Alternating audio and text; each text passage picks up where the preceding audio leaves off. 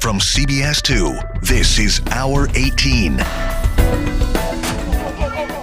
6 o'clock, Hour 18. The CBS 2 investigators broke the story of a badly botched raid by Chicago police. 44 hours later, it is a national story, and Mayor Lightfoot responds. I was completely and totally appalled.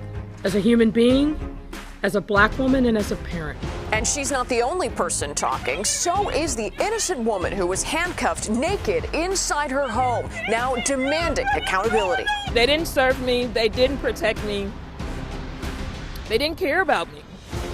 We begin this Hour 18 with big developments on the CBS 2 investigation of a wrong police raid. As you just saw on the CBS Evening News, it's become a national story. That it has. Chicago police broke down the door of an innocent person who was naked and handcuffed her. Today, Anjanette Young stood outside CPD headquarters with this message for the mayor.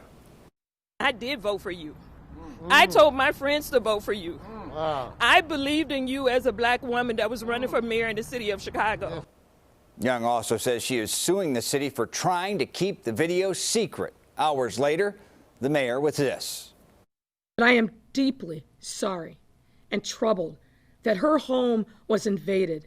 That is just not right. It simply should not have happened. It's a colossal mess. The mayor saying she will look to use the video as a training tool of what not to do, all the result of our investigation. But this isn't the first investigation on wrong raids. Not by a long shot. CBS 2 investigator Dave Savini has spent years, that's plural, exposing wrong raids, even did a documentary on it. But first, we bring in CBS 2 investigator Megan Hickey. Megan. Right, Brad and Marie, the outrage is real tonight, not just for Anjanette Young, but for Chicagoans who are just learning about this pattern of wrong raids and a lack of accountability that we have been reporting for years.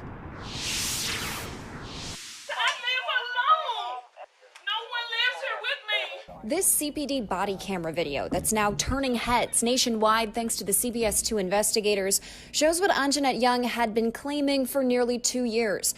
That police officers wrongly entered her home with guns drawn and handcuffed her naked as she screamed for help. It tells me that they don't care about me.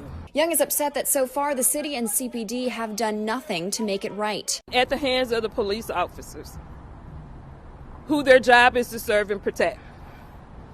Well, they didn't do that for me. While the body cam video is excruciating to watch, the story is not new. It fits in with the clear and distinct pattern of wrong raids by the Chicago Police Department that we've been documenting for years. A lack of accountability and a lack of transparency. Why did Anjanette Young have to go to federal court to get her own body camera video?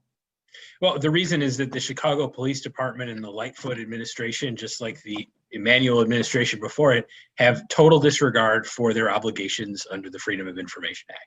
Today, attorney Matt Topic filed a lawsuit on behalf of Young calling for the city to be sanctioned for their refusal to turn over her body cam, even after her Freedom of Information Act request and a FOIA request from the CBS 2 investigators. What about the argument to Ms. Young that this is an ongoing investigation?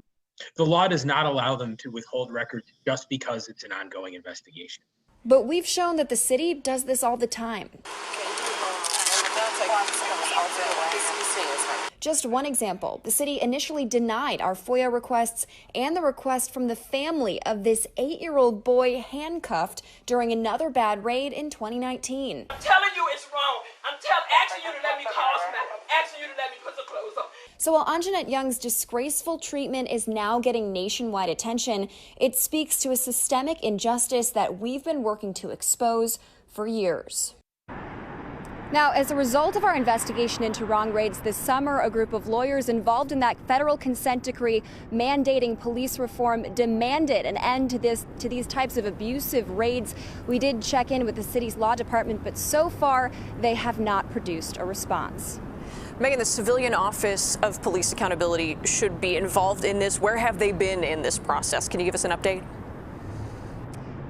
Right, so COPA was created to effect reform, but we learned they hadn't even launched an investigation into this case until about 9 months after the raid happened, and that was because we broke the story. Now, we did reach out to COPA again recently to get an update. They told us this investigation is still ongoing. CBS 2 investigator Megan Hickey. Thank you, Megan.